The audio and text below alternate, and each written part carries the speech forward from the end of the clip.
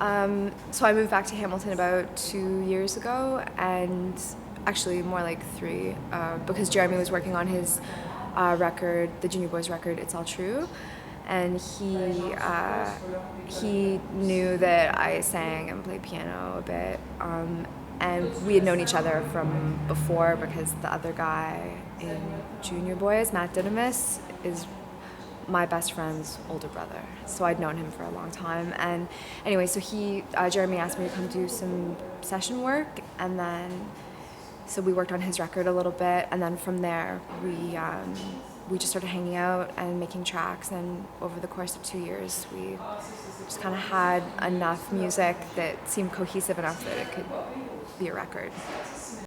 When we first started working on stuff, we tried to both be in his studio at the same time and take turns, and we found that the tracks worked better if usually one of us started it and then handed it over and then gave it back, and kind of passed it back and forth that way, because we both kind of like to sit in the chair, like we don't like to hover really. So but during the mixing process, and like once a track was towards the end, then we definitely would be in the studio together. But they always started with one of us having a drum beat, some chords, like a melody, and then giving it to the other person to work on, and seeing how far we could take it. We both love R&B, like older R&B, and mainstream R&B. It's contemporary as well.